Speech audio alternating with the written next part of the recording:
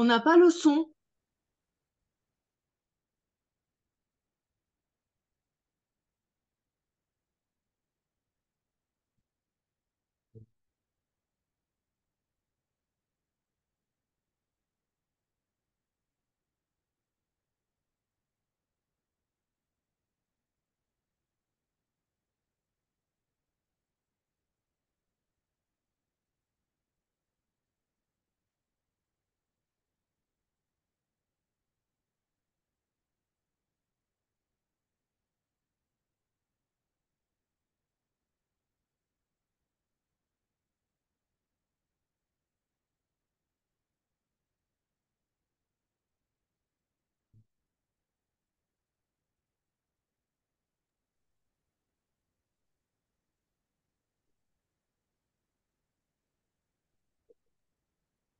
On a eu un petit problème technique de son.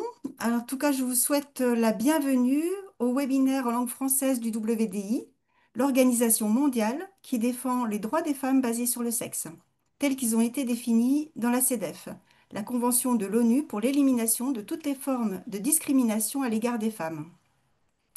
C'est pour cette raison que le WDI est à l'origine de la Déclaration des droits des femmes basée sur le sexe, parce que les femmes et les filles subissent des violences en fonction de leur sexe, et non en raison du sentiment qu'elles auraient d'être des femmes ou des filles.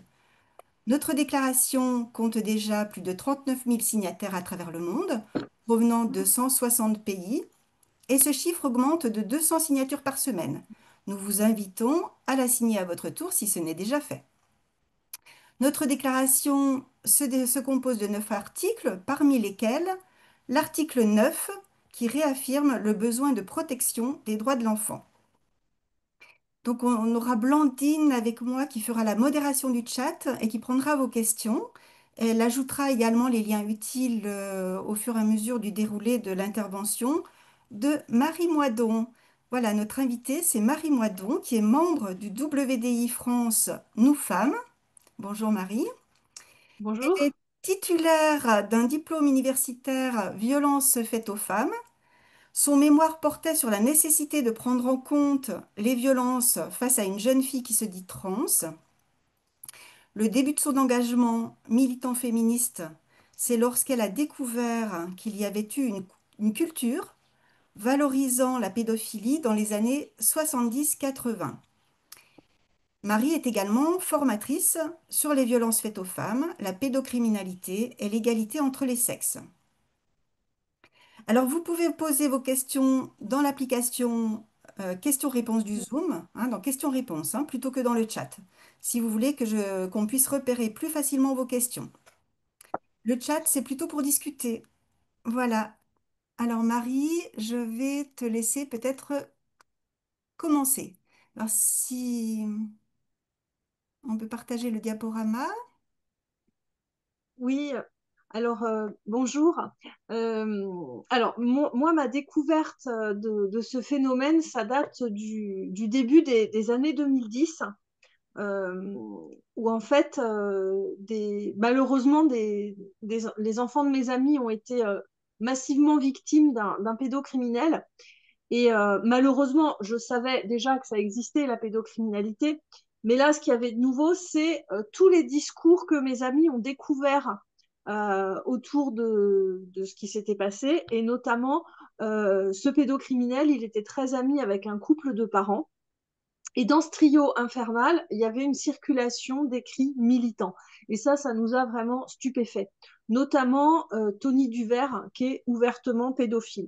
Alors, j'utilise le terme pédophile pour parler vraiment de cette mouvance militante. Euh, Plus tard, j'utilise plutôt le terme pédocriminel, qui est beaucoup plus adapté, puisque les pédocriminels n'aiment pas les enfants, évidemment. Mais j'utilise les deux mots, hein, pédocriminel pour parler des actes et pédophilie pour parler de ce mouvement, en fait, très militant, en fait. Et quand j'ai découvert, en fait, cette culture, ça m'a quand même fait écho, ça m'a rappelé des souvenirs et j'ai voulu creuser. Parce que finalement, je la connaissais, cette culture. Moi, je suis née en 77, donc je vois très bien ce que c'est, mais j'avais pas du tout capté que ça avait eu une telle ampleur. Et c'est là que j'ai découvert ce que j'ai appelé une culture pédophile de ces années-là. Alors, est-ce que tu pourrais, Ghislaine, mettre la diapo 2 pour qu'on voit un petit peu le genre de citation qui pouvait y avoir? Alors, il y a vraiment des citations affreuses, hein, mais bon, ça me semble important de vous les montrer. Alors ça, c'est issu d'un livre de Catherine Baker. C'est un livre qui circulait beaucoup dans certains milieux militants. Elle a écrit Insoumission à l'école obligatoire en 85 et en 2014, les éditions Time Party ont ressorti Insoumission à l'école obligatoire. Et ça, c'est tiré d'un chapitre qui s'appelle Contre l'assujettissement du sexe mineur. Vas-y, je pense que tu peux enlever la diapo. Alors, ce livre, il circulait parce que auprès de gens très bien, hein, enfin, en fait, parce que l'insoumission, on trouve ça sympa.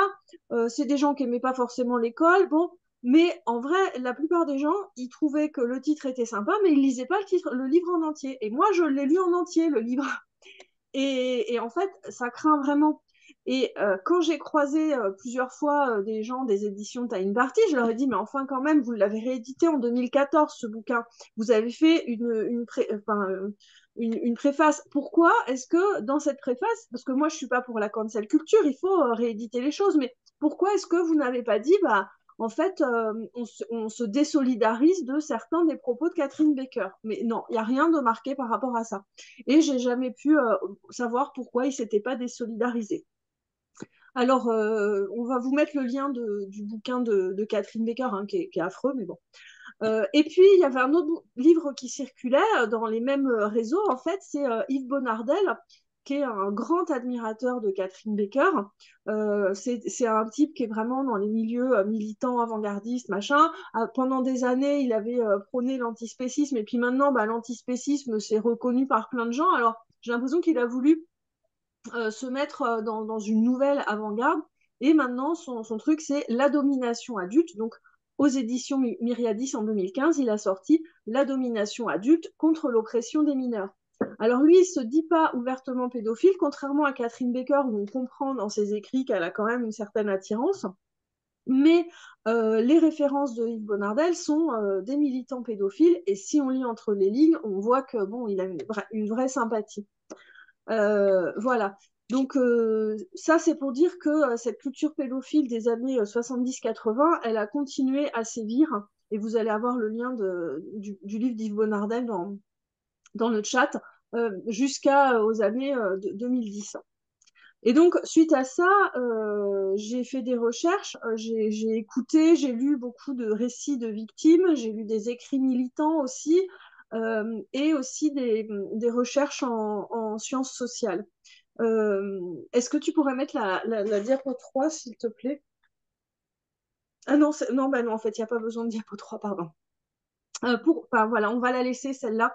Alors, le lien avec le transactivisme, pourquoi j'en parle aujourd'hui? C'est parce que quand des années après, j'ai découvert l'offensive du transactivisme sur les enfants, je me suis rendu compte qu'il y avait une conception de l'enfance commune. Enfin, ça m'a rappelé enfin, ça m'a vraiment rappelé cette culture pédophile parce que c'est la même conception de l'enfance, des bases idéologiques communes, un héritage commun. Alors en premier, je vais vous parler du vécu, de qu'est-ce que les victimes de ces années-là ont vécu et qu'est-ce qu'il y a de commun dans leurs récits, puisque j'ai vraiment repéré des points communs. Et ensuite, dans un deuxième temps, je vous parlerai de la stratégie politique de ces militants pédophiles. Voilà. Alors, donc, on va passer à la diapo 4. Qu'est-ce qu'elles vivaient, du coup, ces victimes de cette mouvance dans les années 70-80 et peut-être même après? Bah, vivaient ce que vivent toutes les victimes, c'est-à-dire la rencontre avec un agresseur qui a une stratégie. Et cette stratégie, elle est universelle, hein. Il s'agit de repérer une victime et puis de mettre en place les conditions pour passer à l'acte en isolant la victime et en la dévalorisant, et de passer à l'acte en faisant quelque chose d'absolument terrorisant pour la victime. Et évidemment, assurer son impunité en inversant la culpabilité, en recrutant des alliés et en verrouillant le secret. Alors ça, c'est commun à tous les agresseurs, hein, que ce soit des violents conjugaux, des violeurs, des pédocriminels. Je pense qu'on peut enlever la diapo. En fait, c'est commun à tous les agresseurs. Mais les agresseurs, malgré tout, ils s'adaptent à leur milieu et à leur époque. Et ils tirent profit de tous les éléments de leur environnement. Et dans les années 70, ben en fait, il y avait une proximité avec, enfin, ça faisait pas longtemps, mais 68, qui était quand même un mouvement pour la liberté. Et notamment, il y avait aussi des revendications des jeunes. Enfin, à l'époque, en France, la majorité était à 21 ans. Donc voilà. Et les pédophiles, ils s'engouffrent, donc les militants, ils s'engouffrent dans la brèche et ils parlent de liberté des enfants. Ils vont utiliser, en fait, ils vont surfer sur la vague de mai 68, où il y avait quand même des choses assez intéressantes, pour dire, ben, en fait, non, mais c'est pour la liberté des enfants, c'est contre l'ordre bourgeois, etc.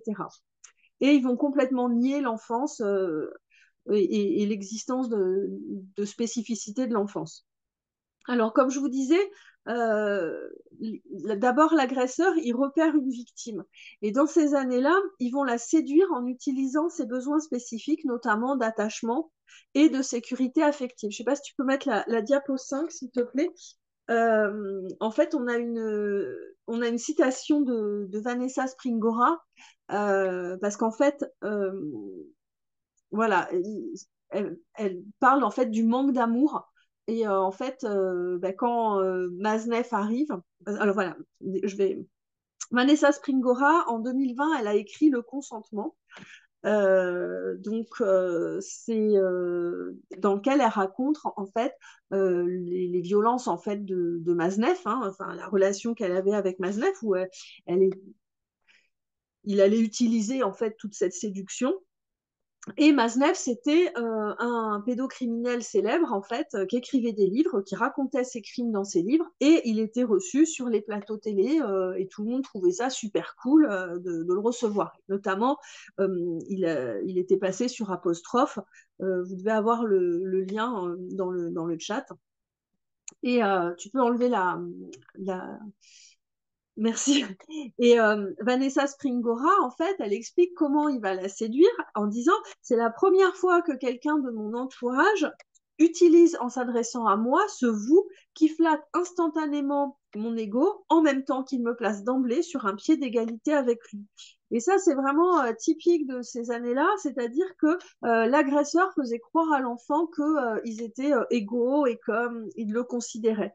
Et ça, c'est très embêtant parce que ça détourne des adultes protecteurs et ça détourne des parents qui peuvent être les adultes protecteurs, puisque quand la mère de Vanessa Springora essaye de mettre sa fille en garde contre ce sale type, en fait, ben, la petite a dit bah, c'est n'importe quoi, j'ai pas 8 ans. En fait, voilà. Et ça fait que ça, c'est très compliqué après pour les adultes de protéger leur enfant, puisque bah, eux, ils n'ont pas la séduction de leur faire croire que c'est des adultes ou des grands, quoi. Alors, je vous parlais du secret.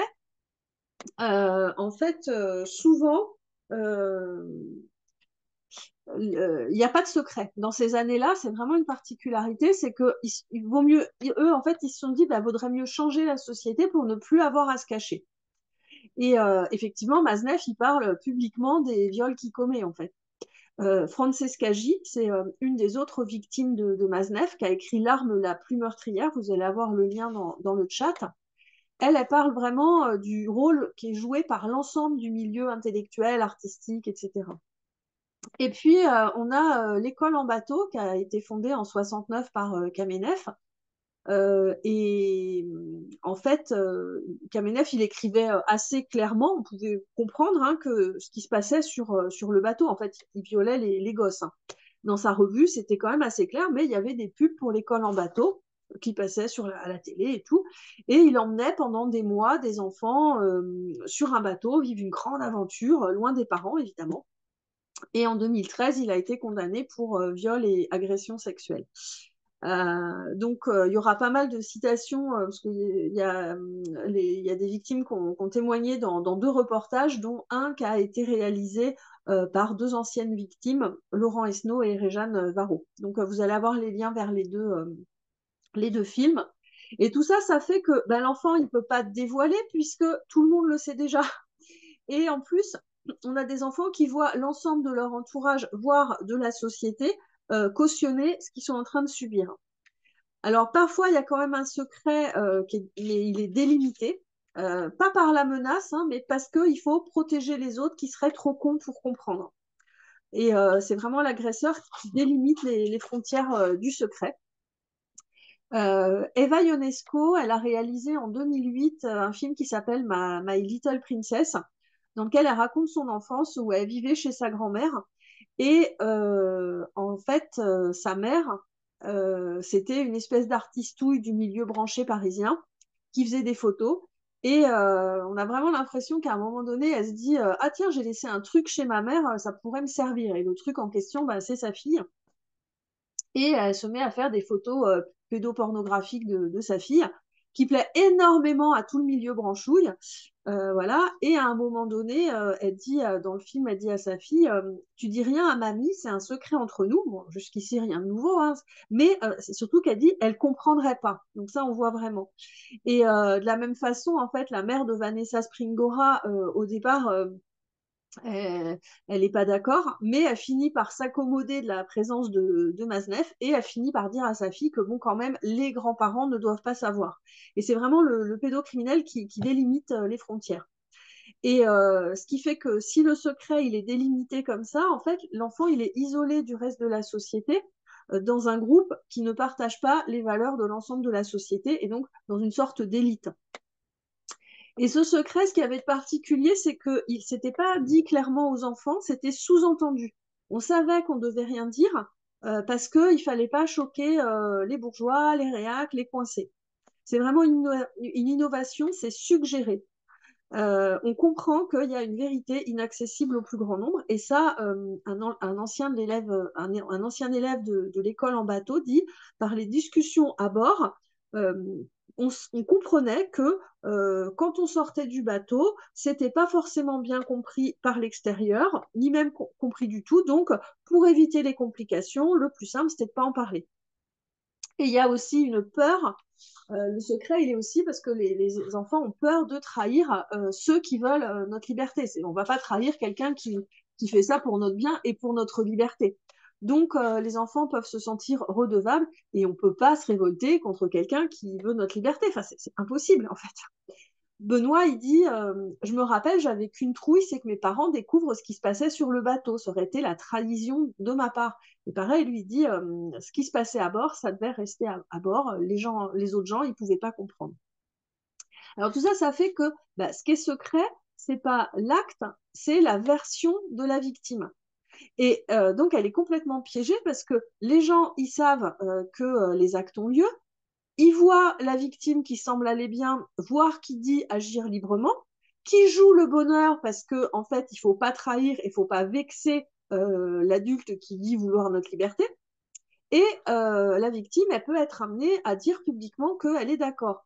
Donc après, bah, c'est très compliqué de revenir sur ses dires. Et la victime est coincée pour pas paraître inconsistante.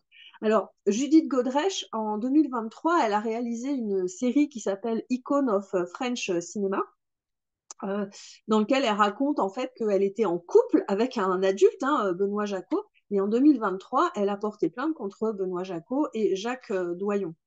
Donc, on voit que l'enfant ne dit pas du tout bah, ce qu'il a au fond, en fait. Et dans cette situation, les enfants, ils ne pouvaient pas élaborer leur propre récit parce qu'ils étaient coincés dans une situation absolument dégueulasse, à sourire en disant oh, on est content, voilà. C'est des bons acteurs, hein, les victimes. Et la version réelle de la victime, elle était tout au fond entre le dégoût et la dépendance à l'adulte. Et il faut des années pour se libérer du discours du récit de l'agresseur. Il faut déjà être sorti de la situation, comprendre qu'il s'agissait de viol, parce que le discours de l'agresseur, c'est qu'on a de la chance de bénéficier d'autant de liberté. Et ensuite, il faut encore des années pour élaborer son propre récit. Parce qu'en plus, ça, c'est un des élèves de l'école en bateau qui dit ça m'a beaucoup troublé, questionné, et je me disais, je suis pas normale parce que en plus, on est censé aimer le cul dans ces années-là. Enfin, désolé de dire comme ça, mais en fait, les enfants qui aimaient pas, ben, en fait, il y avait un problème. On est censé aimer ça, c'est bon. Donc là, l'enfant, il se dit, je suis pas normale. Et en fait, il dit, ben, ça m'a sidéré, ça m'a stupéfait Mais pour moi, j'ai pas crié parce que c'était pas vraiment une agression, parce que pour moi, c'était quelqu'un de gentil, voilà. Et puis ensuite, pour élaborer son propre récit, il faut avoir compris pourquoi on n'a pas pu appeler au secours, pourquoi on n'a pas saisi les mains tendues, parce qu'il y avait des gens quand même qui essayaient de venir et de dire il y a quelque chose qui n'est pas normal, qui essayaient de venir en aide à ces enfants, de les protéger. Et en fait, ce qui était terrible, c'est que ces adultes, les enfants, les nommaient avec les mêmes mots que l'agresseur. Alors que, en vrai, enfin voilà, c'était des coincés, des réacs, des bourgeois, etc. Et ça, c'est assez terrible. Il y avait une espèce de double pensée. Alors, la conclusion à en tirer, c'est de façon générale, quand on dit il faut écouter les concernés, oui, d'accord, mais les concernés qui sont sortis de la situation, hein, parce que vraiment, moi, ça me rappelle complètement quand j'entends des survivantes de la prostitution qui disent, mais à l'époque, je disais que c'était génial, etc. Parce qu'en fait, et c'est exactement la même chose qu'ont subi les victimes des pédocriminels de ces années-là, c'est que en fait, le propre récit de la victime, il peut être élaboré qu'une fois sorti de la situation et une fois qu'on a fini par comprendre pourquoi en fait on tenait ce discours-là. Mais on va en reparler par la suite de tout ça. Je vous parlais du recrutement d'alliés. Bah, l'agresseur, il recrute des alliés. Là, le recrutement, il est massif, hein. Même le 27 janvier 77, dans Libé et Le Monde, il y a une pétition rédigée par Maznef qui a été publiée, signée par plein de gens. Et c'est un soutien dans l'ensemble de la société et particulièrement dans la gauche cool. Voilà. Alors, il y a quand même Pierre Verdrager qui a écrit Le Grand Renversement. Vous allez avoir le lien, hein, deux liens vers ses travaux. C'est un sociologue, c'est super intéressant parce que lui, son sujet d'étude, c'est cette mouvance-là. Donc, quand je l'ai découvert, ça m'a évidemment beaucoup intéressé. Et en fait, lui, ce qu'il dit, c'est qu'il y avait aussi une part de l'extrême droite, en fait, qui soutenait tout ça, avec des fantasmes un peu différents. À gauche, la gauche cool, moi, ce que j'appelle la gauche cool, c'était plutôt un fantasme de pseudo-égalité, on joue à être égaux, ce qui n'est pas du tout vrai, hein, et à l'extrême droite, c'était plutôt un fantasme de l'enseignement, je vais te faire découvrir quelque chose, sachant que c'est pas aussi séparé que ça, parce que par exemple, Kamenev, il avait aussi ce fantasme-là du mentor qui apprend tout aux enfants. Enfin, voilà.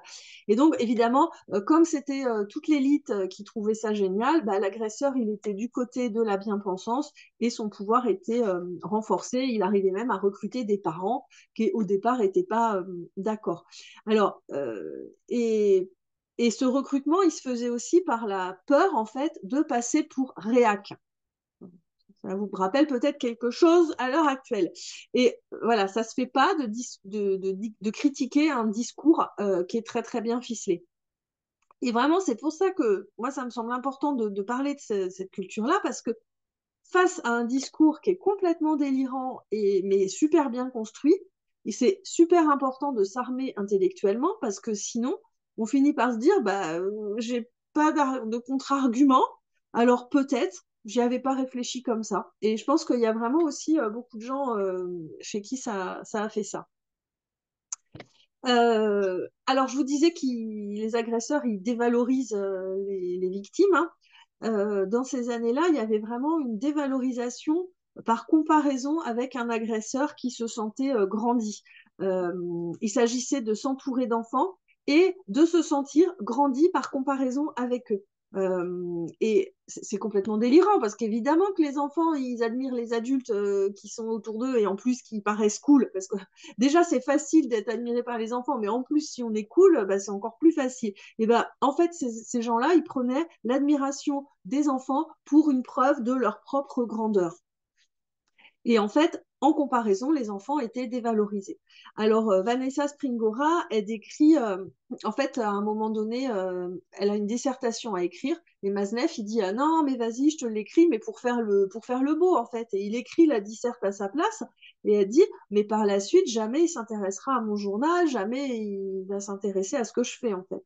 L'écrivain, c'est lui. Et donc, par comparaison, l'enfant est dévalorisé. Et Gilles, il dit, en parlant de Kamenev, on se motive à aller de l'avant, à pas se faire critiquer, parce que Kamenev, c'est quelqu'un qui avait la critique facile. Voilà. Et il y avait une dévalorisation aussi en amenant l'enfant à se sentir redevable, notamment Adèle Haenel, hein, qui a témoigné à Mediapart en 2019 des violences de Christophe Ruggia. Elle finit par penser que, comme c'est l'actrice principale de Christophe Ruggia, elle pense que ben, c'est grâce à lui, quoi. C'est un peu ça. Elle dit, je le trouvais dégueulasse, mais je me sentais redevable. Il faisait tellement pour moi. Voilà. Donc, vous allez avoir l'entretien d'Adèle Haenel et puis aussi l'impression d'avoir été choisi ou élu, puisque notamment Kamenev, il organisait un stage avant d'emmener les enfants dans lequel il piochait les enfants qui lui plaisaient et quelque part, ils avaient été choisis et élus en fait. Alors, il y a une autre façon de la dévaloriser, la victime, c'est que elle est dénigrée, c'est elle qui a un problème. Je l'ai un peu abordé tout à l'heure. Elle n'est pas assez libérée. Dans le film My Little Princess, on voit Irina Ionesco, donc, qui est super bien incarnée par Isabelle Huppert, qui rechigne à... La petite, elle rechigne parce qu'il y a une photo particulièrement impudique et elle rechigne. Et là, on a la mère qui dit je savais pas que tu étais inhibée comme ça. Alors, quand on connaît pas quand on n'a pas connu ces années-là, en fait, on voit pas la violence de cette phrase, mais en vrai, être coincé, c'était vraiment être une merde. Et, euh, et en fait, dire ça, c'est vraiment lui dire, si on est inhibé, c'est la pire des insultes, en fait, hein, dans ces années-là. Et voilà. Et puis il y avait aussi une dévalorisation par la haine de l'enfance, hein, sur l'école en bateau. On reprochait aux enfants d'avoir des besoins d'enfants comme celui de voir ses parents. Voilà. Je vous parlais de l'inversion de culpabilité. Il y avait aussi une négation. Là, c'était plutôt une négation de culpabilité. Il y a un exemple assez marquant, enfin, assez révélateur. C'est un des victimes de Kamenev qui raconte que sur le bateau, il vient voir l'enfant, il le touche d'une façon totalement inappropriée, ce qui provoque chez ce pauvre petit garçon une réaction physiologique. Et ensuite, Kamenev lui fait croire qu'il aurait normalement dû avoir honte de cette érection, et il fait semblant de le rassurer en disant mais non, mais t'inquiète pas, c'est normal, etc. Donc en fait, là, c'est vraiment une façon d'invisibiliser complètement son crime. Et du coup, l'enfant, de nouveau, se sent redevable parce que quelque part, il était fautif, mais le gentil Kamenev l'a rassuré. Vous voyez cette perversion, et ça, c'était quelque chose d'assez spécifique à cette époque. Alors, je vous parlais des agresseurs qui isolent leurs victimes. Cet isolement, c'est un isolement par rapport à la loi, par rapport à l'ensemble de la société réac. Hein. C'est vraiment un isolement de type sectaire. Et les victimes, elles étaient souvent dans une forme de double pensée enfermée dans leur tête, hein, c'est-à-dire je hais ce qui m'arrive, c'est les adultes en qui j'ai confiance qui me le font subir, et ceux qui dénoncent, c'est des abrutis. Voilà, cette double pensée. Voilà, il faut couper le cordon avec le reste de la société. Et puis aussi, notamment sur l'école en bateau, on comprend bien que les enfants, ils étaient isolés de leur famille. Et Baptiste, il dit, en parlant de l'école en bateau, il dit, quand on a 10 ans, on est en énorme demande d'affection. Et là, l'affection qu'on pouvait recevoir, c'était dans les rapports sexuels avec les adultes. Donc voilà, cet isolement, ça participe vraiment de la stratégie de l'agresseur. Et Jérôme Stéphan, il dit quelque chose d'assez intéressant. Alors, Jérôme Stéphan, c'est l'avocat de Gilles. Gilles, c'était une des victimes de Kamenev, qui a continué, qui est resté sur le bateau, qui n'est jamais parti, et qui est devenu adulte et qui est devenu lui-même agresseur.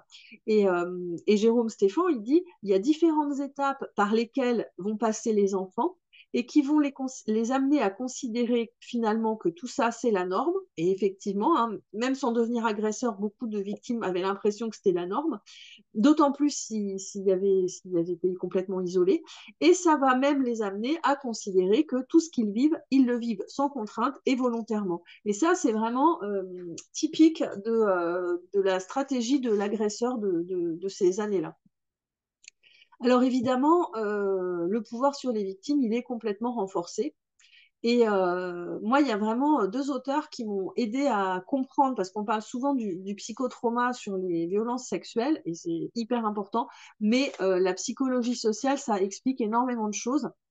Et notamment Jean-Léon Beauvois et Robert Vincent Joule, qui ont écrit La soumission, enfin plusieurs livres, hein, dont La soumission librement consentie, Petit traité de manipulation à usage des honnêtes gens.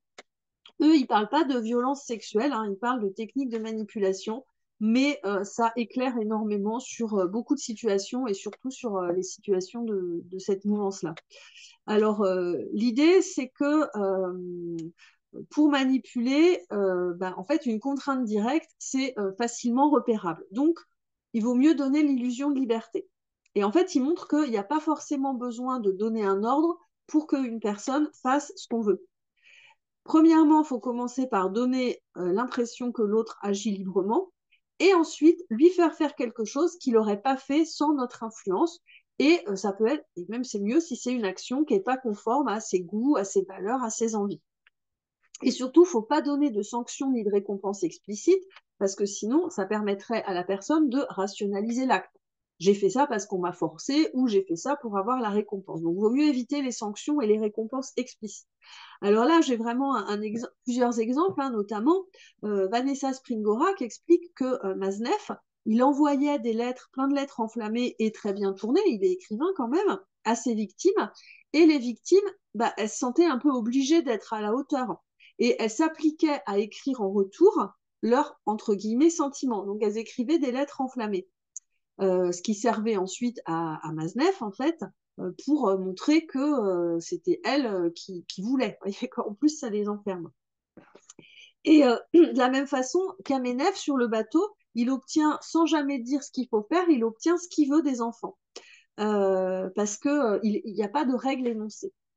Euh, Baptiste, il dit, il y a la nudité qui n'est pas imposée, mais plus que lourdement suggérée, donc on s'y met tous. Et puis Fabien, il dit, c'est tellement induit, personne ne nous l'a demandé, et pourtant on se sent obligé de le faire. Voilà. Et quand on est manipulé de la sorte, en fait, la seule explication, parce qu'en fait, il n'y a pas eu de sanction, il n'y a pas eu de récompense, et la seule explication que trouve la personne, c'est de se dire, j'ai agi librement. Et si la victime ne parvient pas à définir ce qu'a constitué la contrainte, c'est impossible de se révolter. Et ça, c'est horrible parce que pour les enfants qui continuent à faire des trucs qui les débectent, c'est destructeur. Et ça rend complètement fou de faire des choses qu'on a l'impression de les faire librement alors que c'est répugnant. Voilà. Et alors, Beauvois et Joule, ils parlent aussi de la spirale d'engagement.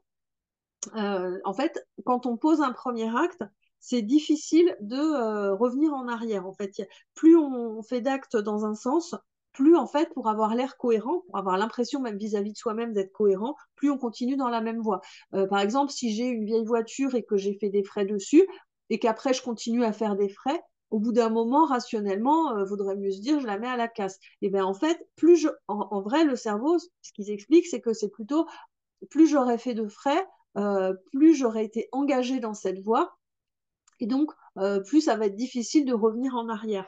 Et pour les victimes de ces années-là, c'est la même chose, puisqu'en fait, on les amène à dire ou à montrer qu'elles sont complètement d'accord, qu'elles trouvent ça génial et qu'elles ont de la chance d'avoir des adultes qui les laissent libres. Et plus elles font ça, plus après, pour avoir l'impression quand même d'être cohérente, et ben en fait, ça va être dur de revenir en arrière. Il faut des années justement pour qu'elles puissent faire le chemin inverse. C'est pareil, ça rappelle quand même pas mal de choses de ce qui se passe en ce moment avec l'offensive transactiviste. Et ce qui explique aussi Beauvois et Joule, c'est que plus une culture est libérale, plus c'est facile d'utiliser ces techniques de manipulation, parce que dans une culture libérale, on considère que les actes partent tous du libre arbitre. Donc c'est beaucoup plus difficile de... Voilà. C'est l'escalade de l'engagement. Ouais. Euh...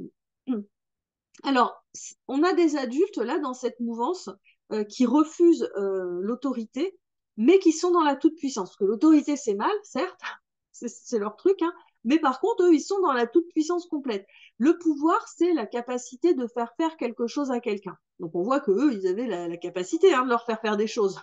Enfin, on a eu deux exemples. L'autorité, c'est quand même assez particulier puisque l'autorité, c'est pas la toute-puissance, c'est subordonné à une finalité. Quand il s'agit d'enfants, la finalité, c'est la prise en compte des besoins fondamentaux de l'enfant.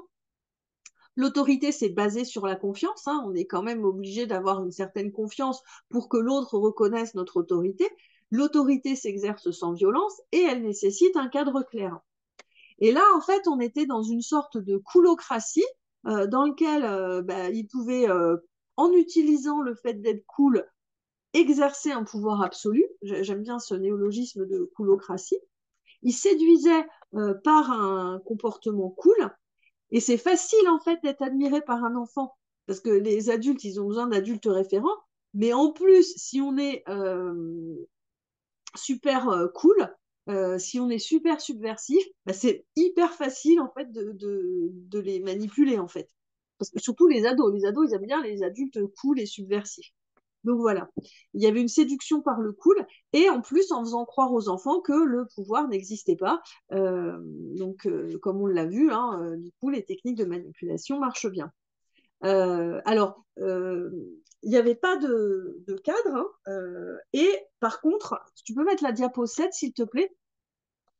Mais par contre, c'était au gré des caprices de l'adulte. La diapo 7, on le voit, où en fait, Claude Sigala, qui avait un lieu de vie, il dit, ici, nous avons des limites, pas celles de la loi, ok, d'accord, mais celles de toi et moi, aujourd'hui et maintenant. Non, tu n'as pas le droit de prendre l'autre pour un objet. En fait, il n'y a pas...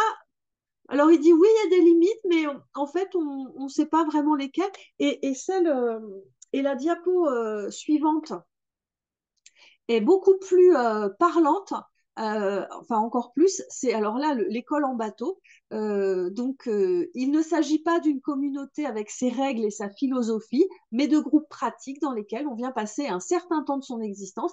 Les règles sont établies par l'expérience. Et alors, ça, c'est tout à fait... en fait, là, on voit qu'il est dans la toute-puissance, puisque l'enfant, il arrive, il ne sait pas quelles sont les règles, et en tâtonnant, parce que les règles sont établies par l'expérience, il va réussir à savoir ce qu'on attend de lui. Et Baptiste, il dit, je ne comprenais pas ce qu'on attendait de moi. Et ça aussi, je pense que ça participait à cette espèce de pouvoir qu'ils avaient sur nous. Bah oui, évidemment, il n'y a pas de cadre, donc on ne sait pas ce qu'il faut faire. Voilà. Je pense que tu peux enlever. Merci.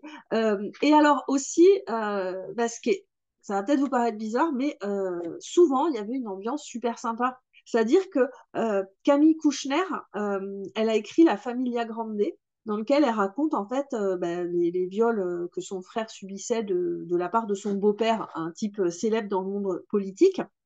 Mais en fait, elle décrit vraiment une ambiance de fête, de la convivialité, une ambiance de liberté avec des discussions politiques, philosophiques et tout. Et, euh, et c'est très bizarre en fait, parce que ouais, il y avait une ambiance sympa et ça enlève rien du tout à la souffrance, mais ça rajoutait à la séduction et ça rajoutait à la difficulté de dénoncer en fait tout ça. Vous allez avoir le lien vers la Familia Grande. Alors, il s'agissait maintenant les parents là-dedans.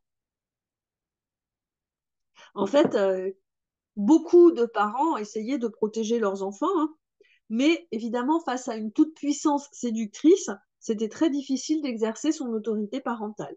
Euh, quand c'est la petite Vanessa qui dit à sa mère, mais j'ai pas 8 ans.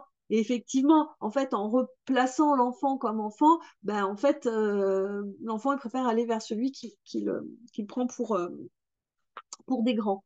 Voilà. Et en fait, les agresseurs, ils vont complètement saper cette autorité parentale qui permet la confiance, qui permet de protéger l'enfant, en disant, de toute façon, les parents, c'est des bourgeois, c'est des réacs, voire maintenant, c'est des cis. Voilà. Il y a vraiment un travail de sape de l'autorité parentale. Et dans ces années-là, on avait aussi des parents agresseurs ou complices. Ils ne disaient pas, je te livre mon gosse, bien sûr, mais ils disaient, oh, je l'autorise, mon gosse. Non, cet être libre à avoir sa propre sexualité. Enfin, c'était ça aussi. ce que j'ai retrouvé des années après aussi. Pourquoi j'interdirais à cet être libre, etc. Et puis on avait aussi des familles, des parents incestuels, hein, voilà. Donc ça a existé aussi. Et puis on a les parents cool. Alors, tu peux mettre la diapo 10, s'il te plaît. Fin des années 2000, j'ai croisé des gens en fait qui faisaient partie d'un réseau de discussion sur les rapports adultes-enfants. Je l'appellerais le réseau Carotte. Et au début, j'avais l'impression que c'était le concours de l'enfant le plus mal élevé. Ils ont un site internet Enfance Buissonnière. Et dans ce groupe, il y avait des mantras qui circulaient. Alors, il y avait des gens qui n'étaient pas du tout pro-pédophile ni rien, hein, mais il y avait quand même. Ça circulait. Enfin, en tout cas, sur le site Enfance Buissonnière, c'est quand même assez marqué. Les mantras, c'était il ne faut pas éduquer, l'école c'est mal. Alors Bonardel, il a dû les croiser, hein, je pense, parce qu'il dit ils sont pas éduqués. Effectivement, hein, les enfants que j'ai croisés, il y avait personne qui leur posait de limites et c'était assez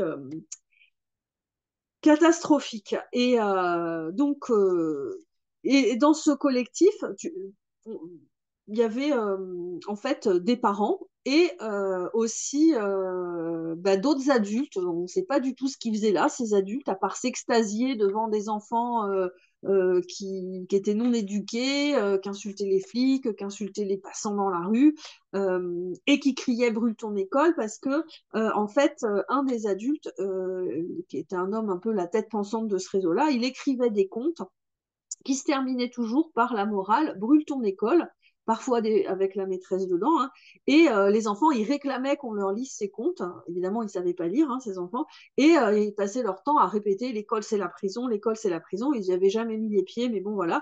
Et ils criaient brûle ton école, et ça faisait très, et les adultes étaient très très très contents de voir ces enfants qui criaient ça. Bon. Euh, et donc, sur ce site de l'enfance buissonnière, je ne sais pas si tu peux mettre la diapo 11, il y a des textes qui circulent sur la non-éducation. Il y a beaucoup de textes de Baker, de Bonardel, etc. Et, et donc, c'était. Voilà. Là, c'est un anonyme, hein, j'ai pris cette citation. Il critique le fait que les parents aient un droit de regard sur les relations sexuelles des petits, en fait, hein. Et pour eux, il y a des relations sexuelles consenties avec les enfants mineurs. Donc ça, c'est vraiment très récent, hein, c'est les années 2010. Et Bonardel, il est vraiment, il regrette très clairement la période des années 80. Enfin, je sais qu'à un moment donné, dans une note de bas de page, il dit que c'est une conception de l'enfance qui a disparu dans les années 80. Voilà. Euh, voilà. Et après, ils vont modeler, je ne sais pas si tu peux mettre la diapo suivante, il s'agit de modeler l'enfant fantasmé. Notamment, bah, je vous ai dit, hein, Maznev qui écrivait, qui faisait en sorte que ses victimes lui envoient des lettres. Et puis des mômes, ouais, voilà. Non, c'est avant, c'est avant, c'est avant. Euh, ils sont pas. Ouais, et ça doit être celle d'après.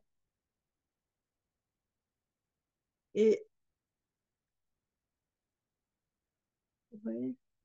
Ah ouais, non, voilà. Donc l'idée, c'est oui, voilà, c'est celle-là. Pardon.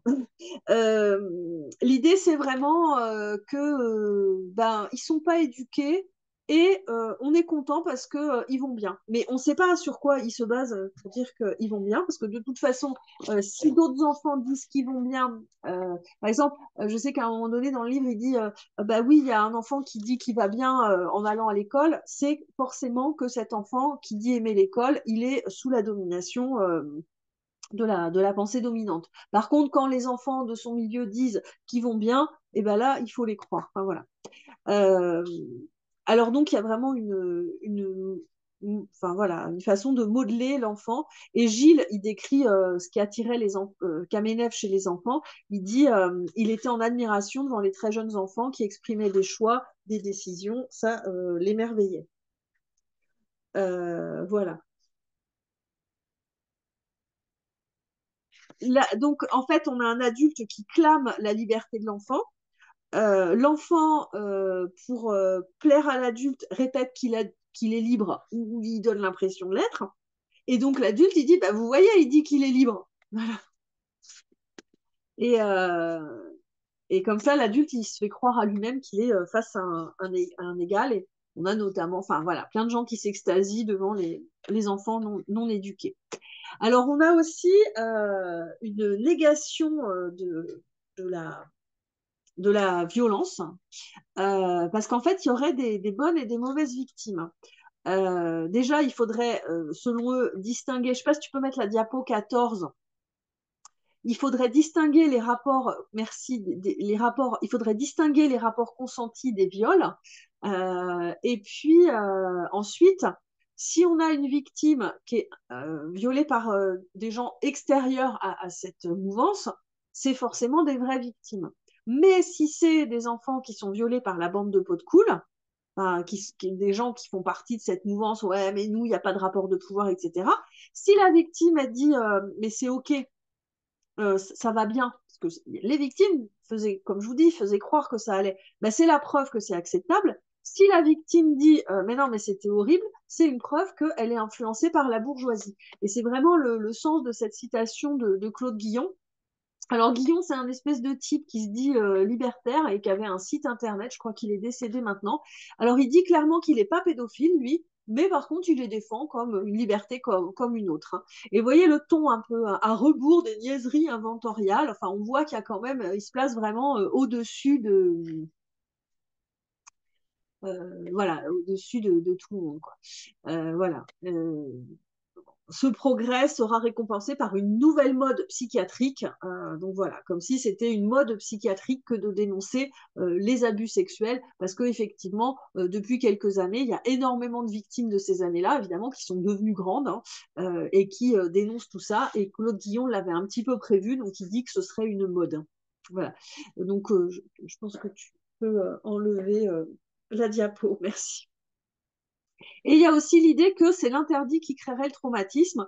Donc en fait, c'est pas l'acte en lui-même, hein, c'est le fait que la société l'interdise. Et les parents de Baptiste, ils portent pas plainte contre Kamenev de peur de traumatiser encore plus leur enfant. Et lui, il se demande quand même si c'était pas plutôt pour se protéger eux-mêmes. Et il dit, j'aurais aimé une réaction outrée. Il faut vraiment qu'il y ait quelqu'un à un moment donné qui nous dise, il y a un problème. Sinon, bah, tu finis par te dire que c'est peut-être normal. Et c'est tout à fait ce qui se passait pour beaucoup de victimes à qui personne ne disait c'est pas normal. Voilà.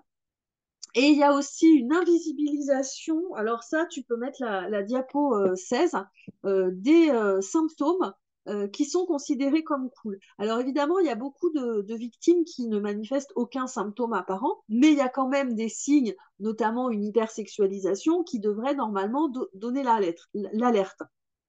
Mais comme dans ces mouvances-là, le rapport à la normalité, c'est bourgeois, c'est mal, c'est n'importe quoi, enfin voilà, ben, du coup, en fait, on ne regarde pas les symptômes et on trouve ça hyper cool quand on a un enfant qui est hyper sexualisé, hein, ce que dit Yves Bonnardel, reste toujours platement considéré, toujours ce ton un petit peu supérieur, hein. Et donc, il dit, mais c'est n'importe quoi de considérer ça comme un symptôme, en fait. Voilà. Donc, voilà, je pense que tu peux l'enlever. Euh, voilà, pour lui, c'est des inquiétudes infondées et bah, c'est formidable, en fait, hein. On va laisser les enfants avoir des comportements sexuels inadaptés et comme ça va être des proies pour des nouveaux prédateurs, hein. Enfin, il y a vraiment une façon de penser comme ça. De ne pas voir en fait la souffrance des enfants. Et puis, on va effectivement, enfin, c'est des gens qui vont avoir des solutions complètement délirantes contre les violences sexuelles faites aux enfants. En gros, Bonnardel, pour lui, bah, il suffirait qu'il n'y ait plus d'autorité d'emprise parentale, que les enfants aient droit de partir comme ils veulent de chez eux pour éviter les violences au sein de la famille.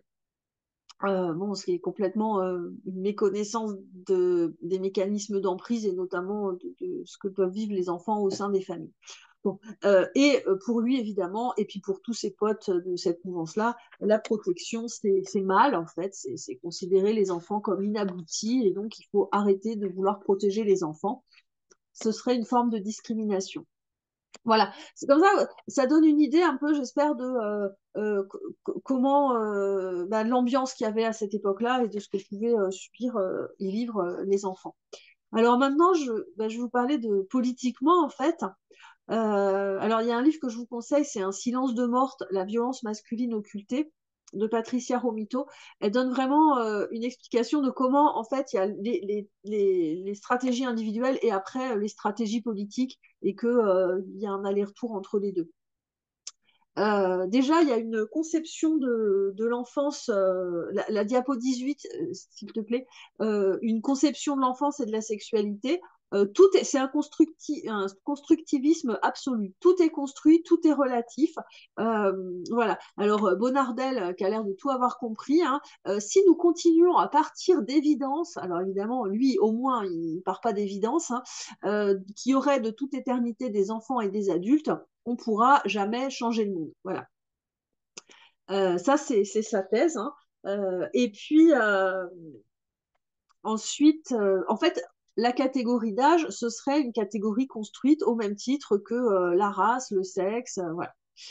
Et puis ensuite, la diapo d'après, en fait, il dit bah, j'ai d'abord hésité, peut-être j'aurais pu faire des distinctions entre les enfants, les tout petits, les ados, les pré-ados. Et puis après, il dit oh, mais non, non, en fait, c'est de l'agisme, tout ça.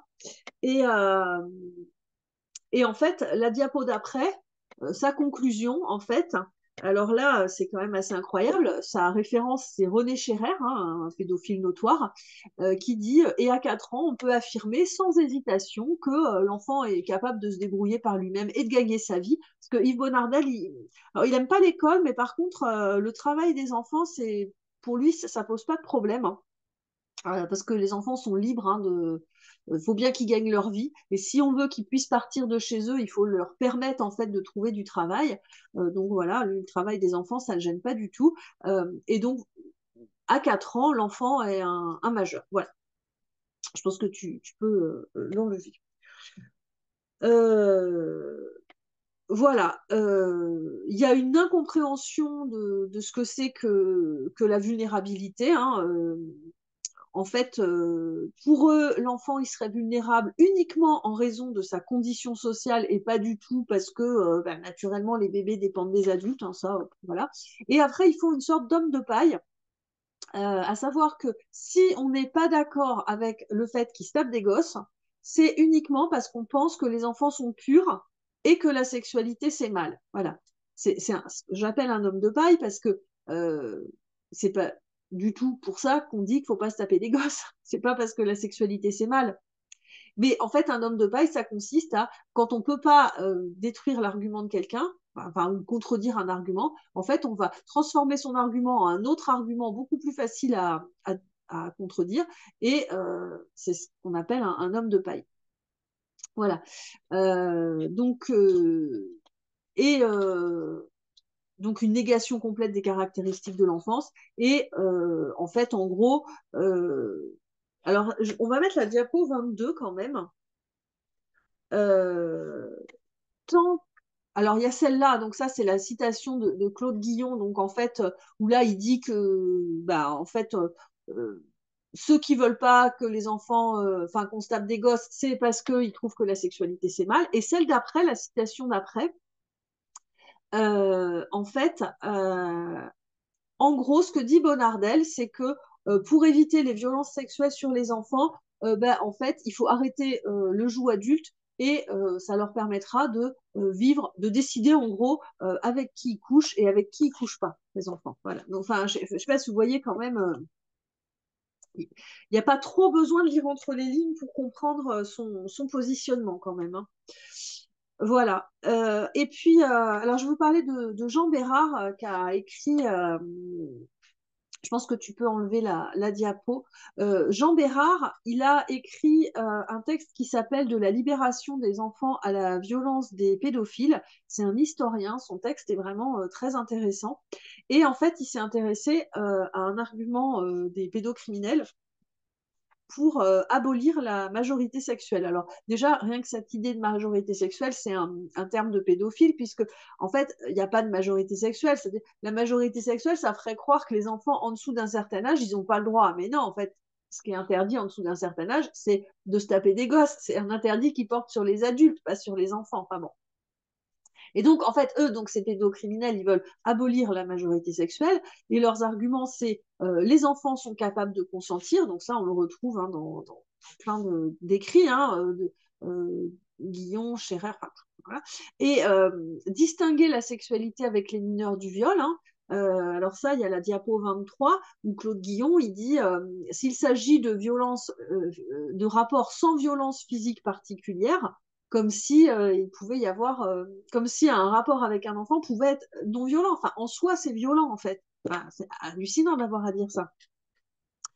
Donc, et le troisième argument, c'est renvoyer la responsabilité des violences les plus fréquentes au milieu familial. Et alors ça, j'ai juste montré sur la diapo 24 l'erreur de logique en fait. Parce qu'effectivement, la plupart des violences ont lieu dans le milieu familial, mais en fait, ils disent bah, la plupart des méchants sont des A, c'est-à-dire la famille. Donc, tous les A sont des méchants. Ça déjà, non, toutes les familles ne sont pas violentes. Et donc, tous les B sont des gentils. Donc, si vous faites partie de notre communauté, enfin, eux, c'est ce qu'ils disent, notre super communauté de gens cool, et ben en fait, forcément, ça peut être que génial. Voilà. Et puis aussi, il y a un pinaillage sur les limites. Je pense que tu peux enlever mon erreur de logique. Merci. Et il y a un pinaillage sur les limites. En fait, en gros, ça va être, oui, mais alors, si c'est un enfant qui a 14 ans et 364 jours, on peut pas.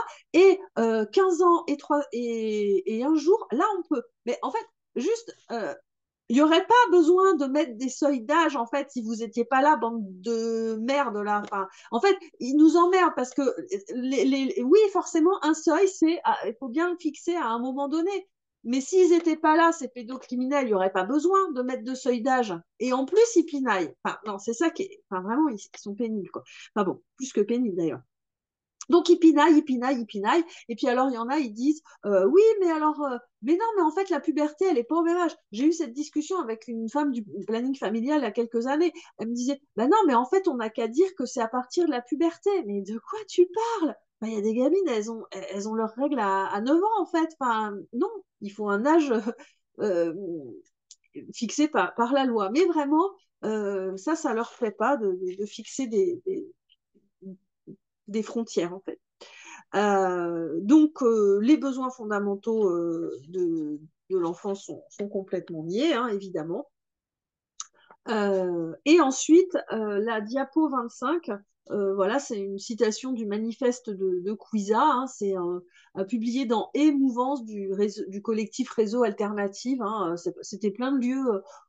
Il y en a peut-être où il n'y avait pas de violence sexuelle, mais en tout cas, en lisant, on a l'impression quand même qu'il y a beaucoup de violences sexuelles.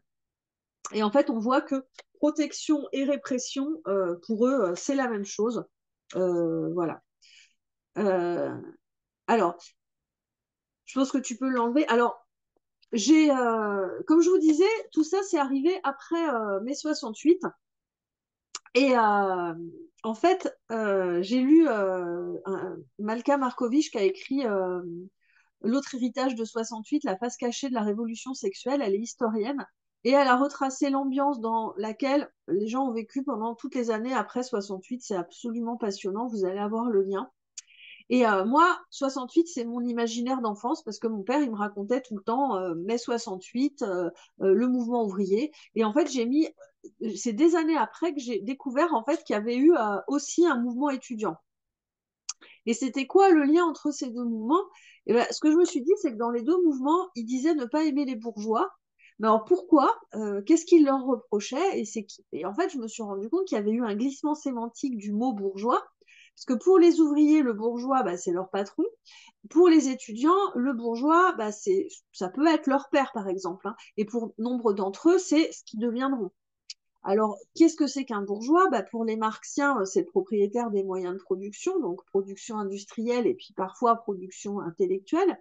Et puis après, il y a une évolution et ça devient le bourgeois, c'est celui qui tient l'ordre moral, c'est lié à la violence familiale. Alors ça, on peut le comprendre parce que pour l'étudiant, si son père c'est un bourgeois et qu'en plus c'est un violent familial, il se dit bah, le bourgeois, c'est lui qui incarne la violence familiale. Bon.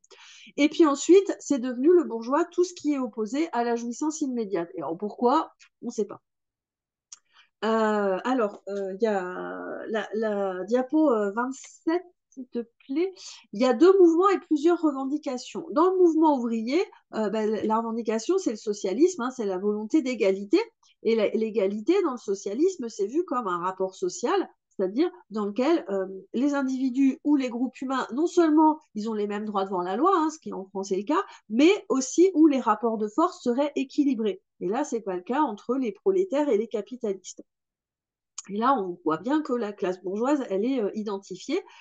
Et le rapport social, bah, c'est un rapport entre deux groupes sociaux qui ont des intérêts antagonistes.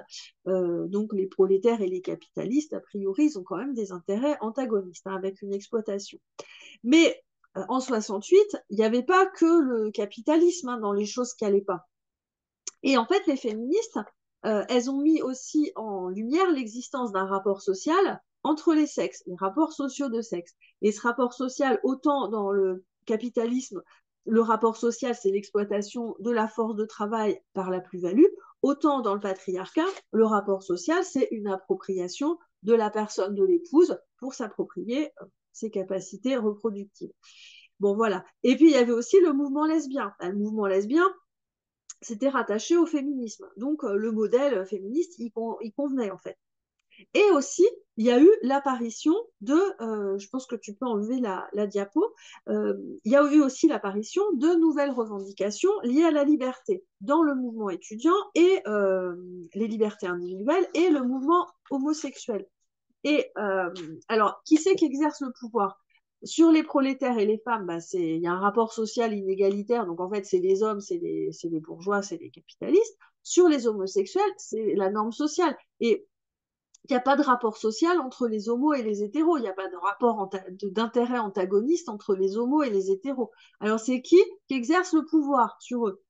Eh ben, petit à petit, on a fini par dire que c'était les bourgeois. Mais je ne sais pas pourquoi, parce que il y a aussi de l'homophobie dans le milieu ouvrier. Bon. Et après, le mot égalité aussi, il a changé, parce que, comme je vous disais, dans le socialisme et le féminisme, l'égalité, c'est un rapport social. Et dans le mouvement homosexuel, bah, c'est d'avoir les mêmes droits que les hétéros, ce qui enlèverait rien aux hétéros. Et il y a eu un glissement aussi sémantique de la notion d'égalité, qui est aussi même droit pour tous. C'est pas du tout la même chose que de vouloir un rapport social, puisque égalitaire. Et ensuite, on avait un mouvement d'émancipation collective avec le féminisme et la lutte contre le capitalisme. Et, en fait, dans le mouvement homosexuel, petit à petit, est apparu un mouvement de subversion. Mais là, la subversion, c'est plus individuel, on va dire. Et c'est ce qui est bien aussi, mais voilà. Mais par contre, ce qui est bizarre, c'est qu'il y a eu un ennemi commun, la bourgeoisie. Alors, autant je comprends pour le mouvement ouvrier, autant pour la lutte homosexuelle, pour tout ça, je ne vois pas trop. Mais bon. Et donc, en fait, avec des définitions différentes. Le rapport social a transformé, il est objectivable, hein, dans le cadre de la lutte socialiste, mais contre la liberté individuelle, on ne voit pas trop ce que la bourgeoisie vient faire là. Et donc, en fait, quand on parle de bourgeoisie, ben, ça devient une norme. Et en fait, c'est plus un rapport social objectif matériel, c'est des valeurs. Voilà. Et tout ça, ça fait que on va à la fois lutter contre la bourgeoisie avec une autre définition et en même temps euh, être dans un libéralisme extrême. Alors le libéralisme à la base, c'est plutôt bien. Enfin, c'est des principes universels qui permettent à chacun de ne pas être inquiété pour ce qui relève de leur vie privée. Mais ce que j'appelle le libéralisme extrême, c'est de considérer que tout relève du libre arbitre sans tenir compte de ce qui pèse sur l'individu. Notamment le libéralisme économique qui dit bah, le prolétaire, il est libre de vendre sa force de travail. Et aussi, je ne sais pas si tu peux mettre la diapo 28, la prostitution, ce serait un choix individuel. Et tout ça, c'est complètement contraire aux principes socialistes. Et ensuite, dans le libéralisme économique, dans le libéralisme extrême, il y a aussi les enfants sont, comme n'importe quel individu, libres de faire des choix. Alors, ça, c'est Gail Feterson qui est cité par Yves Gonardel dans son livre. Et en fait, on voit que l'interdit de la prostitution, ce serait une oppression envers les enfants. Et on voit que la diapo d'après, la 29, si tu peux la mettre, alors là, Yves Gonardel, il parle d'autodétermination, hein, en disant c'est dégueulasse qu'il n'y a que les adultes qui ont le droit de s'autodéterminer. Alors là, il parle pas, enfin voilà, l'autodétermination, c'est vraiment un terme qui revient chez les libéraux extrémistes. Hein.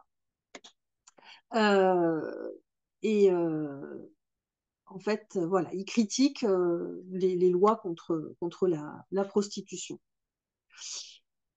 Voilà, et la liberté, c'est le seul rempart contre la violence, puisque en fait, vu que tout rapport matériel de pouvoir, en fait, voilà, c'est ça, c'est qu'en fait, à la base, la notion d'égalité, on parlait de rapport social. Mais comme là, tout rapport matériel de pouvoir est nié et que le pouvoir, c'est uniquement un truc diffus, une espèce de norme, on ne sait pas qui c'est qui l'applique.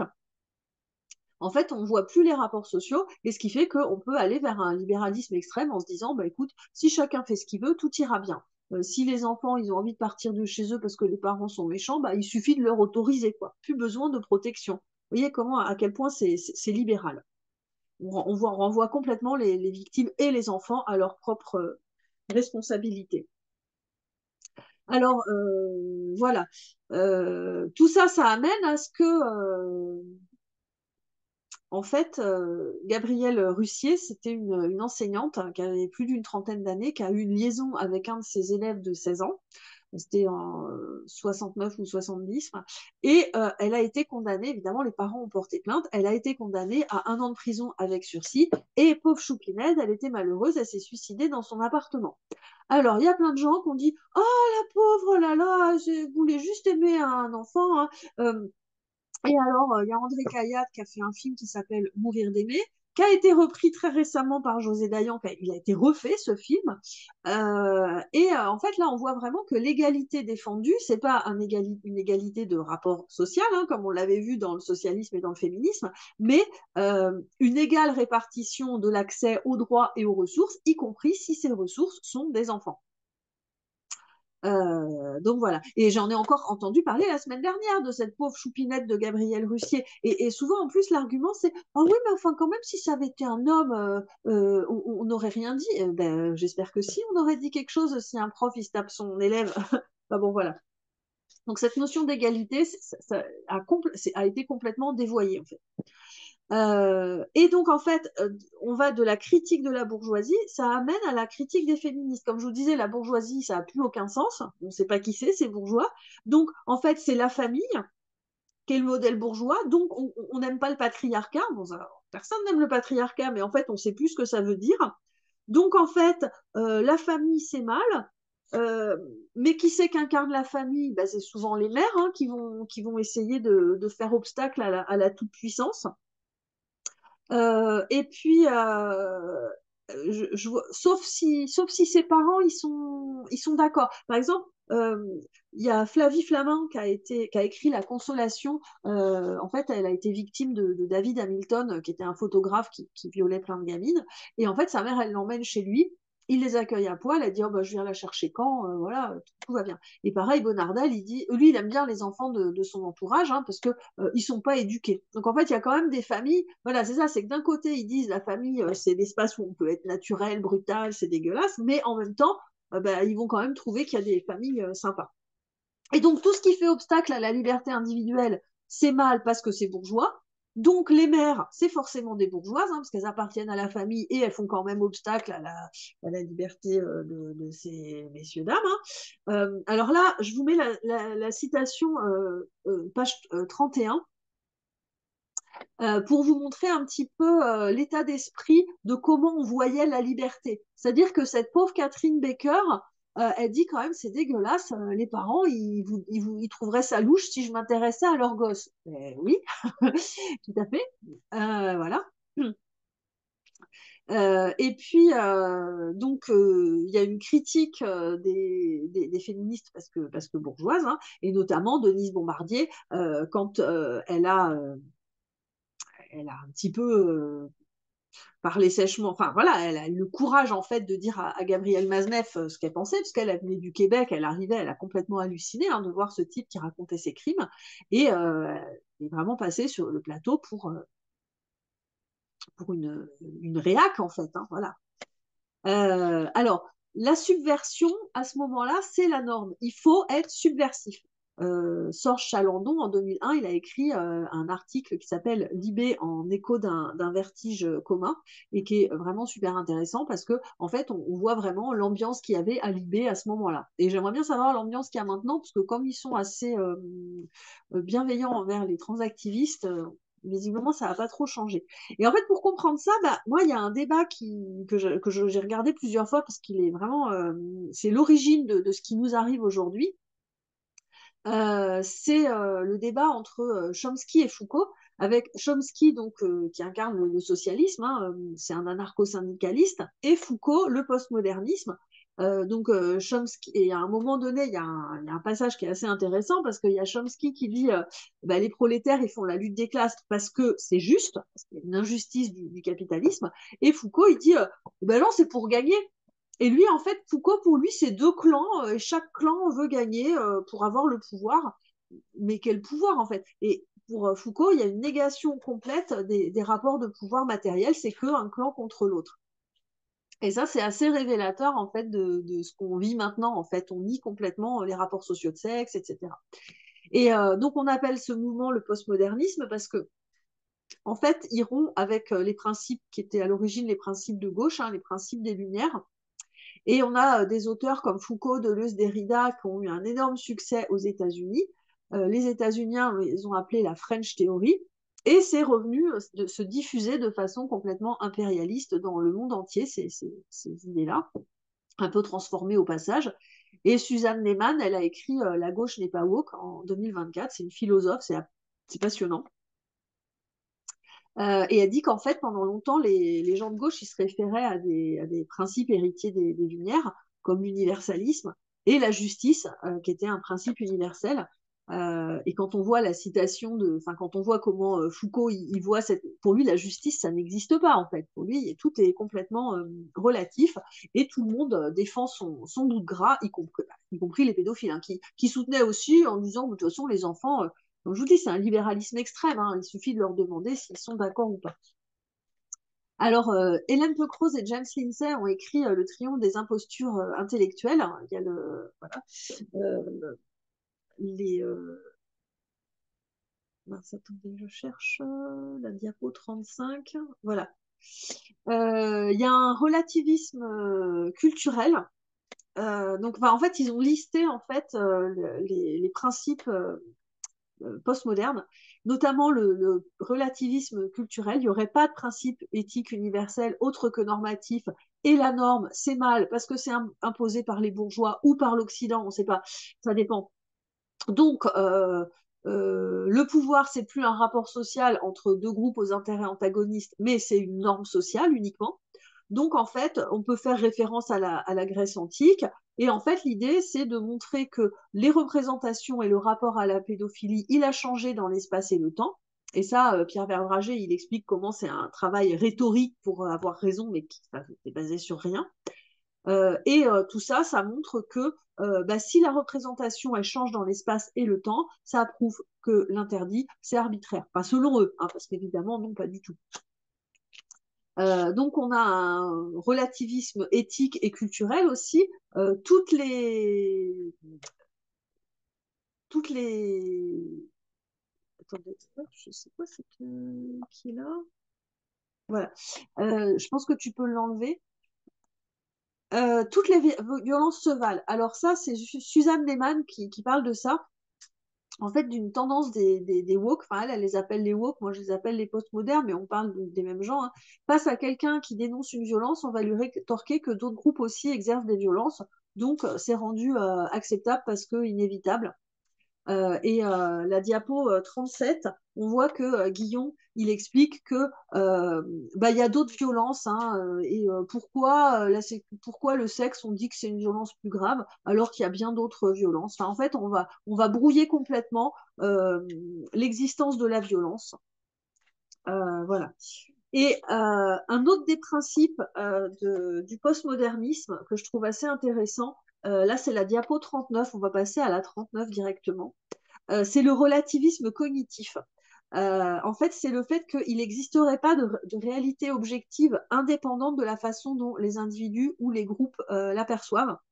Et en fait, selon les postmodernes, l'idée qu'il y a une vérité objective, c'est quelque chose de normatif, donc de bourgeois, donc de dominant, alors que, et j'aime beaucoup cette citation d'Alan Sokal dans la préface de Peucros et Lindsay, en fait, il dit, mais si on n'accepte pas le fait qu'il y a une vérité, ben, en fait, évidemment, c'est ceux qui ont le pouvoir qui vont imposer leur propre vérité s'il n'y a pas de réalité objective. Donc, contrairement à ce que disent les postmodernes, non, en fait, la post-vérité, c'est plutôt au bénéfice des puissants. Et puis, un autre principe du postmodernisme, c'est le brouillage des frontières. Les catégories, c'est produit par le discours, donc par les dominants. Ça, c'est tout à fait le principe du postmodernisme. Donc, en fait, la catégorie enfant, ça n'existe pas. Il n'y a pas de réel. En fait, toute classification est arbitraire. Alors en fait, la stratégie politique, c'est de s'imposer hein, par une pseudo-autorité. Hein, si il y a un pseudo-discours scientifique, hein, Bonardel, il va citer plein d'écrits, et forcément la conclusion, c'est que l'enfance n'existe pas. Si on rejette le pédophile, c'est qu'on est incompétent, qu'on est ignorant, voire psychiatriquement instable. Hein, le terme de panique morale, il revient très très souvent. Et puis, Verdrager, il parle du courant chez les artistes où on allait défendre la littérature contre les masses ignorantes. Hein. C'est Verdrager qui raconte ça, hein, le sociologue. Voilà. Et la stratégie politique aussi, c'est de dénigrer, de dévaloriser les adversaires pour les faire taire. Hein. Ils sont réactionnaires, ils sont d'extrême droite, ils sont coincés. Il y a tout un travail aussi sur le langage. Panique morale, puritanisme, époque puritaine, voilà. Et aussi faire régner une terreur intellectuelle et imposer la subversion comme norme. Hein. Il est interdit d'interdire. Je vous parlais de l'article de Sorge Chalandon tout à l'heure. Et aussi, une des stratégies politiques, c'est de détourner des luttes, hein, notamment le mouvement homosexuel, hein, puisque les pédocriminels ont dit mais nous aussi, on est une minorité sexuelle opprimée. Alors ça, Verdrager, il dit que en fait, ce courant-là pédophile, il s'est terminé plutôt au milieu des années 90. Moi, j'ai l'impression que ça a continué après, mais en tout cas, dans les grands médias, c'est quand même moins bien vu. Et en fait, lui, il dit qu'à milieu des années 90, il y a eu l'apparition du sida, et en fait, les pédophiles ont perdu le soutien des gays à ce moment-là. Enfin, c'est ce que constate Verdrager. Et puis aussi, on va détourner la notion de droit de l'enfant, parce qu'en fait, il renverse complètement les choses en disant on ne défend pas le droit des pédophiles, mais le droit des enfants à une sexualité. Euh, avec Bonardel qui est très nostalgique de tous les mouvements soi-disant d'enfants, hein, l'Indianer Commune, etc., dont de certains mouvements dans lesquels il y a eu des violences sexuelles contre les enfants, et aussi les enfants qui sont reconnus comme entités politiques. La notion de l'autodétermination, l'anti-agisme, les syndicats d'enfants, ça c'est Bonardel, il aime bien les syndicats d'enfants, qui revendiquent le droit de travailler, le droit de se prostituer, ça, là il aime beaucoup, les enfants autodéterminés, et la notion d'enfantisme. Alors ce terme-là, il y a plein de gens qui sont très bien hein, dans les mouvements qui se disent enfantistes, mais moi ça me pose vraiment problème parce que c'est construit sur la même façon que le mot féminisme, alors que ça fait comme si les enfants c'était comme les femmes une entité politique, ce qui est quand même pas tout à fait la même chose. Un détournement aussi hein, on va détourner les revendications, parce qu'en fait, dans les années, en 68, il y avait aussi une revendication des ados hein, qui avaient presque 21 ans, et en fait, on va faire comme si il y avait, on allait défendre les droits des enfants, mais en mélangeant ces gens qui ont presque 21 ans avec des tout petits, en fait.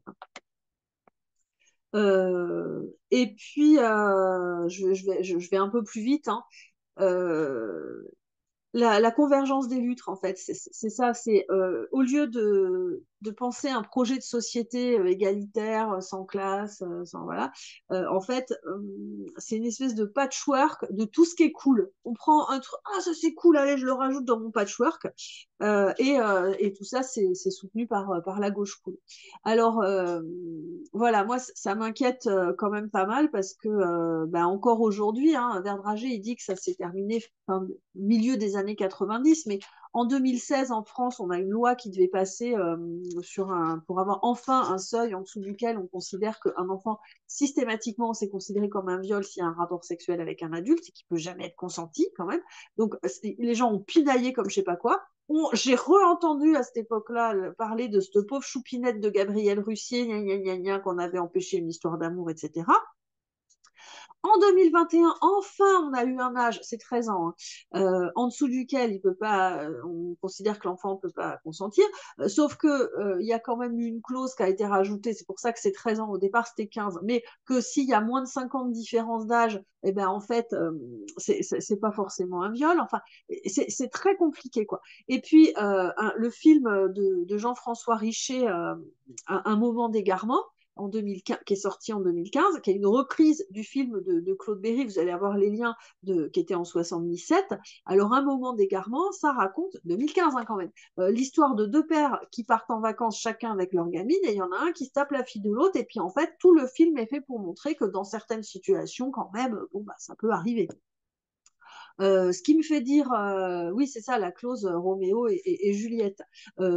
Toute la façon dont, encore la semaine dernière, j'entendais parler de Gabrielle Russier, de l'affaire Russier, mais en fait, elle est montrée comme une victime. C'est complètement hallucinant, quoi. Le fait que Bonardel a quand même assez récemment a sorti son bouquin, la réédition de Becker, les éditions Time Party qui continuent à diffuser ce bouquin-là, le fait que maintenant, on a enfin, depuis 2021, une loi qui dit bah, les enfants, ils ne peuvent pas consentir, mais on dit quand même qu'ils peuvent consentir à la transition. Enfin, voilà. Donc, et en plus, le fait que, j'en parlerai peut-être après, il y a quand même énormément de points communs avec le transactivisme. J'ai parlé longtemps. Je ne sais pas s'il y a des questions. Merci beaucoup, Marie, pour cette magnifique présentation, passionnante en tout cas. Alors, je crois qu'il y a, est-ce qu'on a un petit peu de temps pour les questions? Il y aurait deux questions. Oui.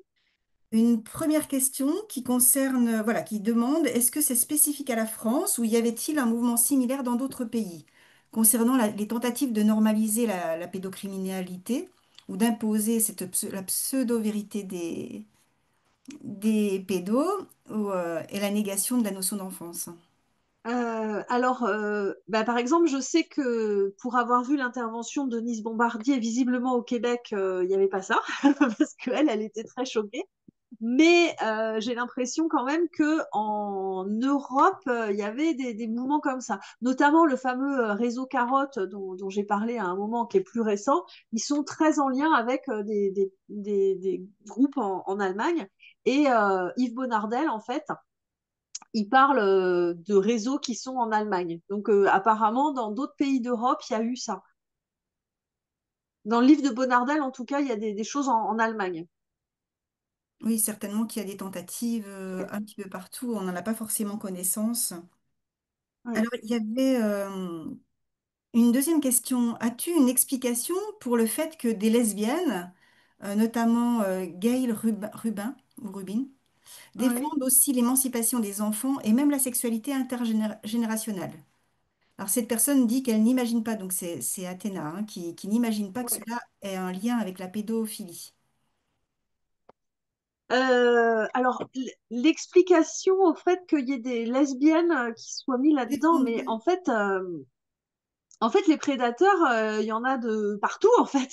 Il y en a chez les hommes, alors il y en a beaucoup plus chez les hommes, mais chez les femmes, il y en a aussi. Enfin, quand on voit Catherine Baker, c'est une vraie prédatrice. De la même façon que l'autre, cette pauvre choupinette là, Gabrielle Russier, c'est une prédatrice aussi. Alors évidemment, il y a plus d'hommes. C'est 98% des agresseurs sont des hommes, mais il y a aussi des femmes. Donc Alors justement, tu parlais de Gabriel Russier. Est-ce qu'on pourrait faire un parallèle? Enfin, c'est donc Blandine qui, dans le chat, disait, est-ce qu'on peut aussi se poser la question par rapport à l'épouse de notre président? bah, après, moi, j'ai tendance à considérer que c'est aux victimes de se déclarer victimes et que c'est à lui de faire son chemin aussi, quoi. Et s'il le fait, il aura mon soutien, enfin, évidemment. Mais voilà, on peut pas imposer à une victime de, on peut lui dire, mais Oui, je suis pas la psy d'Emmanuel Macron. Enfin, voilà, je suis pas dans la position de lui dire ça, quoi. Mais oui, c'est la même situation. oui, tout à fait. Et la clause Roméo et Juliette dont tu parlais, on peut être victime en ayant un écart d'âge de 1 an ou 2 ans, comme on peut être victime au-delà de 5 ans. Enfin, cette clause, elle n'a pas beaucoup de sens, en fait. La clause. Alors en fait, on peut quand même être reconnu comme victime. En fait, la loi qu'on attendait en 2016 et qui est passée qu'en 2021, elle permettait à la victime d'éviter à avoir à prouver qu'elle avait subi menace, violence, contrainte ou surprise. Parce qu'en France, le viol ou l'agression sexuelle, c'est défini par la menace, violence, contrainte ou surprise. Et en fait, ce qu'on voulait, c'était une loi qui dise en dessous d'un certain âge, l'enfant n'a pas à démontrer la menace, violence, contrainte ou surprise, parce que de fait, c'est ça. Et en fait, euh, s'il y a moins d'écart d'âge, si l'enfant démontre qu'il y a eu menace, violence, contrainte ou surprise, c'est considéré comme un viol. Mais là, en fait, c'est ça le problème, en fait. On ne Mhm. considère pas que c'est systématique. Je ne sais pas si j'ai été claire. Oui, me semble. Euh, Oui, tu as parlé aussi des années 68, hein, tu as fait le parallèle avec la libération sexuelle, avec notamment une nouvelle injonction faite aux filles et aux femmes d'être libérées. Et toutes les personnes qui étaient, enfin les filles qui étaient coincées, eh bien c'était l'insulte suprême hein, d'être coincé. Il fallait vraiment être libéré, en fait. Mais même les petits garçons, hein, un petit garçon qui n'était pas assez libéré, il allait falloir le pousser au cul pour que voilà, il s'y mette, quoi. Enfin, c'était vraiment contre les enfants et les femmes, quoi. Vraiment, il y avait. Alors, il y a plusieurs personnes qui demandent si tu vas écrire un livre, être publié. Ben, En tout cas, alors, je pense qu'on te encourage à peut-être je vais écrire. déjà essayer de remettre mon mémoire, parce que j'ai écrit mon mémoire de violence sur de DU et je vais essayer de le mettre à jour, parce qu'en fait, j'aimerais bien le publier. Et je pense que je vais aussi parler dans ce mémoire, enfin, si je trouve un éditeur, je vais essayer enfin, de faire l'articulation, même si j'en ai parlé dans mon mémoire, j'aimerais bien articuler avec cette culture-là, en fait, de ces années-là. Alors, il y a une dernière question. Peut-on faire la comparaison entre les pédophiles des années 70 et les transactivistes d'aujourd'hui? Ben oui, en fait, oui, en fait, ben, ça va être long comme réponse, mais en fait, oui, il y a plein de points communs. Un libéralisme extrême hein, avec le consentement des mineurs à la transition, à la prostitution, à tout plein de choses. L'idée même le mot d'autodétermination, hein, il est toujours présent. On va détester tout ce qui est la protection. Il y a aussi dans ce libéralisme extrême la toute-puissance contre l'autorité, c'est-à-dire qu'on refuse l'autorité qui est protectrice et qui est pour les besoins, pour prendre en compte les besoins fondamentaux de l'enfant, mais par contre, on va être dans la toute-puissance. Notamment, il y a un passage au tout début du livre de Céline Masson et Caroline Eliachev, le Sermon d'Hippocrate, un témoignage croisé entre une jeune fille qui avait voulu transitionner et son père. Et ils racontent en même temps ce qu'ils vivent. Et on voit que ce papa, il essaye de protéger sa fille comme il peut. Et ça m'a vraiment fait penser au moment où Vanessa Springora, sa mère, essaye de la protéger, puis qu'elle dit j'ai pas 8 ans. Et en fait, à côté du papa qui essaye de dire à sa fille, non mais attends, avant de te faire couper les seins, avant de tout ça, peut-être on va essayer de trouver des solutions. Et cette jeune fille, elle subit une pression coulocrate de la part de l'association transactiviste.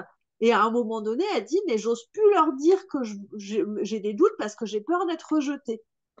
Et vraiment, il y a une similitude dans ce que décrivent en fait les victimes des transactivistes et des victimes de ces années-là, avec aussi la même chose sur le temps long. Enfin, quand je parlais de la comparaison du récit de la victime des pédocriminels des années 70 et des récits des victimes du système prostitueur, je remarque en fait la même chose chez les détransitionneuses. Cette difficulté en fait à élaborer son propre récit et puis comment on peut, en ayant affirmé qu'on était super content d'être en couple avec ce vieux, comment on peut, après avoir dit que non, non, non, je suis un garçon et j'en suis persuadée, ben, on peut pas du jour au lendemain changer de façon de faire. Mais en fait, tout ça, c'est lié aussi enfin, à des gens qui sont dans la toute-puissance et qu'amène l'enfant à plus du tout élaborer sa propre pensée. Ce que essayait de faire justement le papa qui témoigne dans le livre de Céline Masson et Caroline Eliachev, où lui, il amène sa fille à réfléchir par elle-même, quoi. Et pareil, autre point commun, c'est la sophistication du discours qui sidère complètement les parents et plein d'adultes qu'adhèrent faute de mieux. Hein. Et puis aussi, un autre point commun, c'est les pratiques sectaires, hein, la rupture avec la société qui de façon un peu élitiste. Évidemment, hein, la même, c'est le postmodernisme hein, et le rapport aux catégories, hein, je l'ai dit tout à l'heure, hein, le sexe, l'âge, les catégories, ça n'existe pas, et aussi le rapport à la norme qui fait qu'on ne va pas voir les symptômes. Quand on a un enfant comme Bonardel, il trouve ça génial, un enfant qui est hyper sexualisé, on va dire mais non, il n'y a pas de symptômes parce que le symptôme, c'est un rapport à la pathologie, mais d'où tu dis que c'est pathologique, d'où tu dis qu'il y a une norme, enfin voilà, c'est un peu la façon de penser. Et de la même façon, quand on a une jeune fille qui dit être mal dans son corps, on invisibilise complètement ces symptômes. Évidemment, un autre point commun, c'est l'utilisation de la cause homosexuelle en disant nous aussi, on est comme vous, alors que ça n'a rien à voir. Et une pseudo-subversion, hein, on dit détester l'ordre bourgeois, la norme 6, etc. Avec dans les deux mouvements une réaction parce que bon, même si effectivement il y a eu des lesbiennes qui se sont mis qui se sont mis dans ce mouvement-là, il n'empêche que globalement, et ça Pierre Verdrager il l'a bien documenté, le mouvement lesbien et le mouvement féministe étaient globalement contre. Et on retrouve en fait les mêmes protagonistes aujourd'hui en fait avec le transactivisme. Et, euh, et pareil, une perversion du langage, ça je ne sais pas si je l'ai dit, mais en fait on va utiliser le moins possible le mot enfant. On va parler de personnes mineures. Yves Bonardel, il parle la domination adulte, l'oppression des mineurs. Et pourquoi il l'explique dans son livre, hein, c'est parce que le mot mineur, en fait, ça désigne une catégorie sociale. La minorité, c'est un âge qui est posé par la loi, en fait. Et pour lui, ça, c'est pas, de fait, ça existe puisque c'est dans la loi. Mais par contre, l'enfance, pour lui, ça n'existe pas. Et on va pas, quand on commence à parler de mineur, c'est que quelque part, si on n'utilise que le mot mineur, en fait, c'est une façon d'invisibiliser l'enfance, quoi. Voilà. Tout ça, c'est ce que moi j'ai repéré comme point commun et surtout des années pour les victimes pour se réapproprier leur, euh, leur propre récit.